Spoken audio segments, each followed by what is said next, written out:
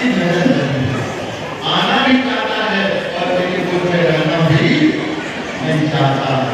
इसकी नजर लगी आज मेरे भाइयों बहनों, नजर किसी की नहीं लगी थी, नजर लगी थी उसके। Welcome back to my YouTube channel. आज का ब्लॉग क्या बना है कुछ समझ में नहीं आ रहा था। अभी करीबन रात का 8 बज चुका है और आज हमारा इसरी में गायत्री यज्ञ हो रहा है। वहाँ पर सोचे अभी जाते हैं और एक ब्लॉग शूट कर लेते हैं, क्योंकि आज दिन भर कुछ ब्लॉग शूट नहीं किए और हमको काफ़ी नींद भी लग रहा है, लेकिन क्या करें, ब्लॉग बनाने के लिए जाना पड़ेगा। और चलिए जाते हैं। गायत्री यज्ञ में आज हम लोग आ चुके हैं। अभी हम लोग गली घुसने जा रहे हैं धीरे धीरे। अब यहाँ पर काफ़ी भीड़ होते हुए हम लोग बहुत ही भीड़ है यहाँ आ पे। चुके हैं और देख सकते हैं यहाँ पर सब जा रहे हैं और सबका बहुत भीड़ है और हम लोग अभी धीरे धीरे करके पीछे देखिए अक्की गाड़ी है। गाड़ी नहीं है धीरे धीरे करके गाड़ी नहीं है। हम लोग धीरे धीरे करके अंदर घुस रहे हैं लक्की के साथ। धीरे धीरे हम लोग अंदर जाते हुए हमारे यहाँ मम्मी भी है। यहाँ पर गायत्री यज्ञ है। आज रात को भंडारा का आयोजन यहाँ पर किया गया है। जिनको भी अगर भंडारा खाने का मन हो जाए तो करीब 10 साढ़े 10 बजे आ जाइएगा, मिल जाएगा। ठीक है ना। अंकित भाई यहाँ पर, अंकित भाई हमारे यहाँ पर कोई जीवन को संभाल सकता है, कोई व्यवसाय में सफल हो सकता है। बुद्धि तो है मानव के मस्तिष्क का, भाइयों बहनों, शरीर का मास्टर क्या है? बुद्धि है। इस बुद्धि को ठीक रखना चाहिए।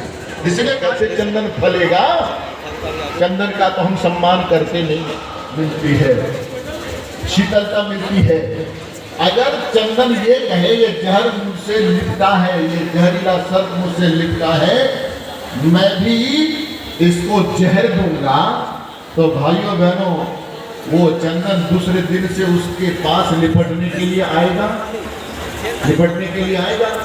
वैसे ही दो आदमी के बीच में जब क्रोध होता है तो उसमें शुरुआत कोई एक ही तो क्रोध का करता है कि दोनों एक साथ करता है? मुझे बताइए तो एक साथ नहीं करता, पहले कोई एक करता है।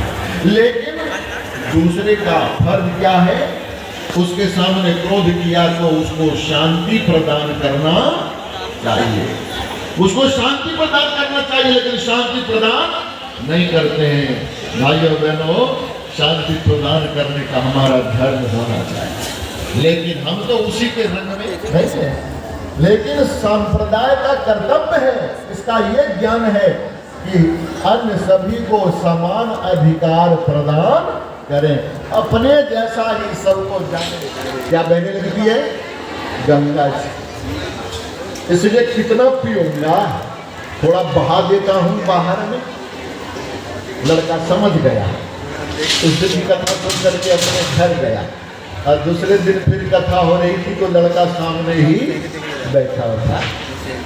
तो जब वो फिर थूकने लगे कथा कहते समय, तो लड़का आ गया और बोला, महाराज जी थूकिएगा नहीं, गंगा जी को मुंह में ही रखिएगा, गंगा जी को मुंह में ही रखिएगा, और जरा अपना मुंह खोलिए। तो उन्होंने अपना मुंह खोल दिया। लड़का झट से अपने जेब से एक पुड़िया निकाला और खोल करके उनके मुंह में डाल दिया। तो वो महाराज जी कहते हैं कि मेरे मुंह में तुमने डाला क्या है? जल्दी बताओ। उल्टी आ रही है, मिचला रहा है मन, जल्दी बताओ तुमने क्या डाला, जल्दी बताओ। तो लड़का बोला, महाराज जी आपने मेरे ऊपर आज बहुत बड़ी कृपा की है, मैं आपको क्या बताऊं। आज आपने मेरे ऊपर इतनी बड़ी कृपा की है, मेरे पिताजी पिछले साल मर गए थे, उनका अस्थि भस्म घर में रखा हुआ था। हरिद्वार गंगा जी में बहाने के लिए जा नहीं पा रहे थे। तो जब आपने कहा कि मेरे मुंह में ही गंगा बहती है, तो मैंने सोचा फिर हरिद्वार जाने की जरूरत क्या। आपके मुंह में मैंने अपने पिताजी का अस्थि भस्म डाला।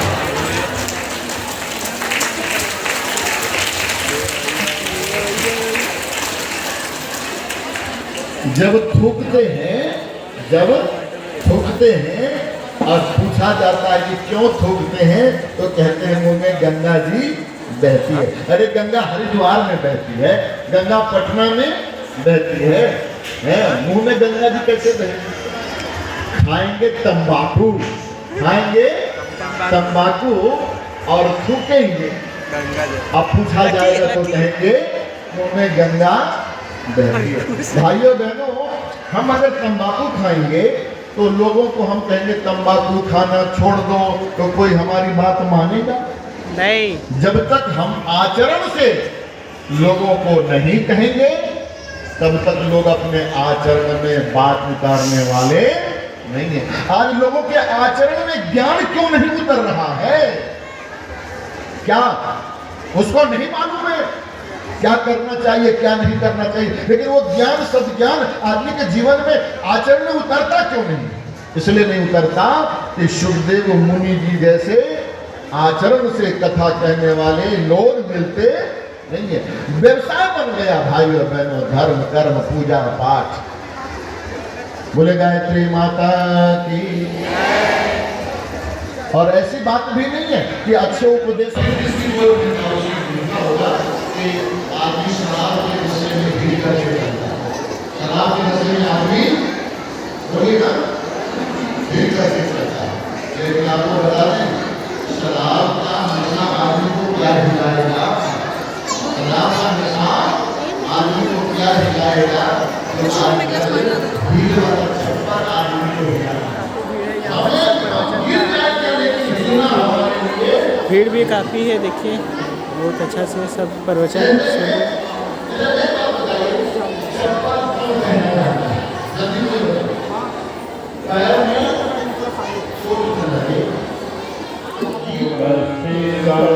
शांतं भूया शांतं भूया ओम अनुचितः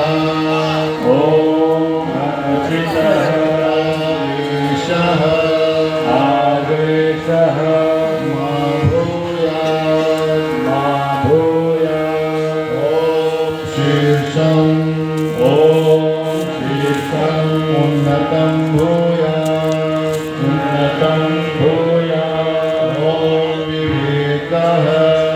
ओम विवेकः स्थितिः भूयात्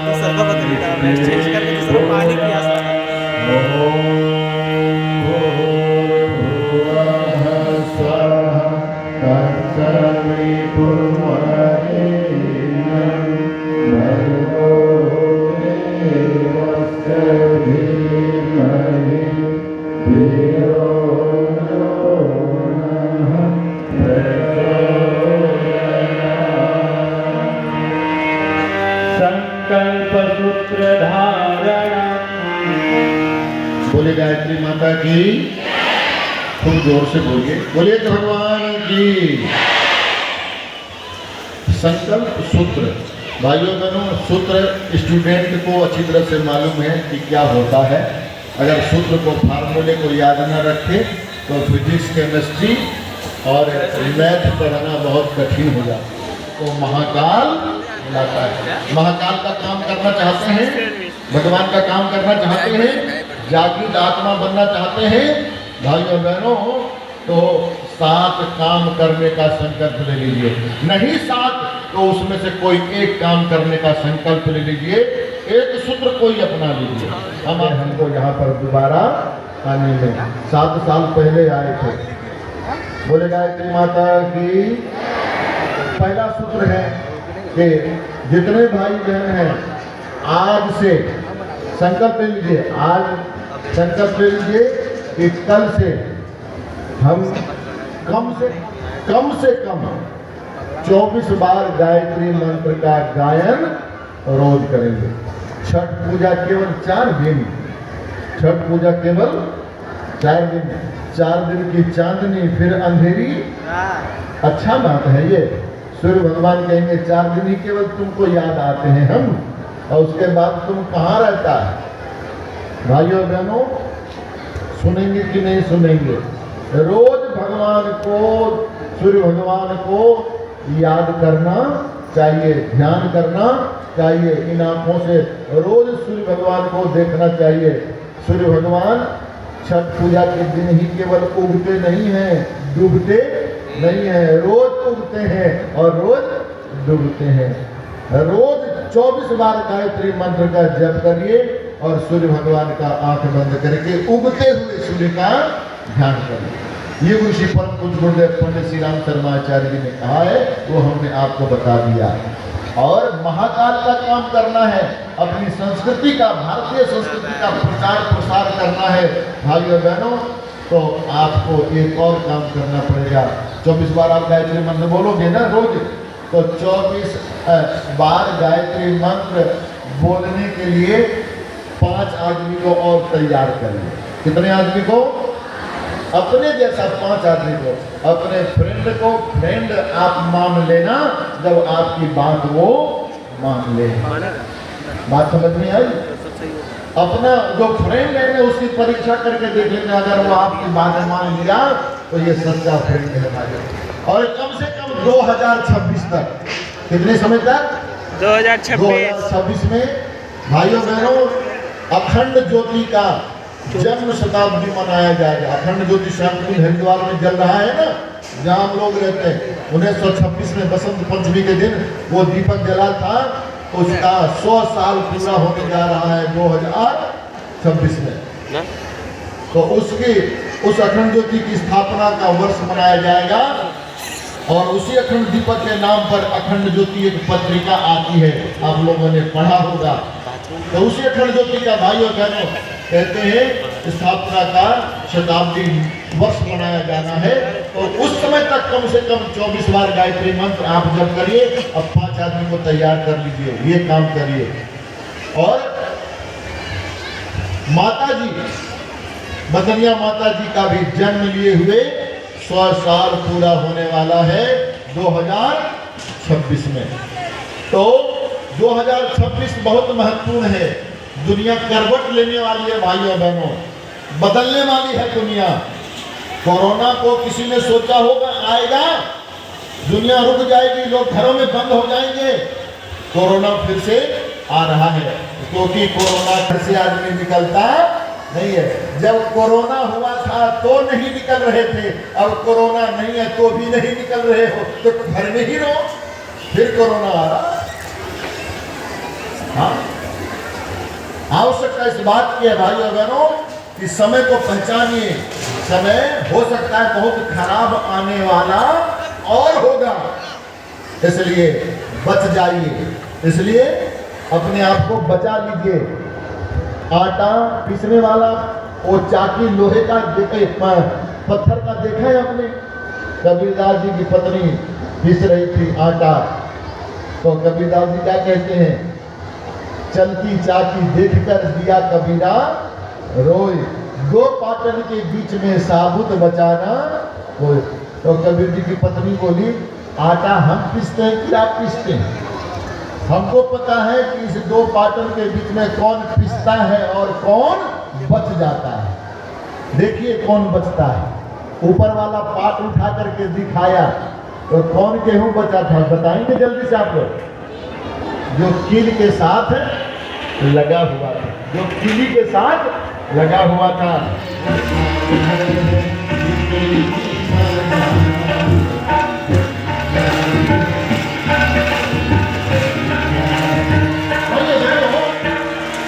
नशा मुक्ति आंदोलन, नशा मुक्ति आंदोलन अपने घर से शुरू करिए, प्यार से।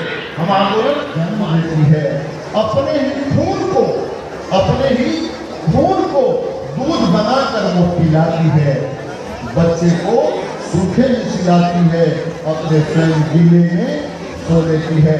बच्चों को पहले खिलाती है, माँ बाद में खाती है। दुनिया में सबसे बड़ी है माँ।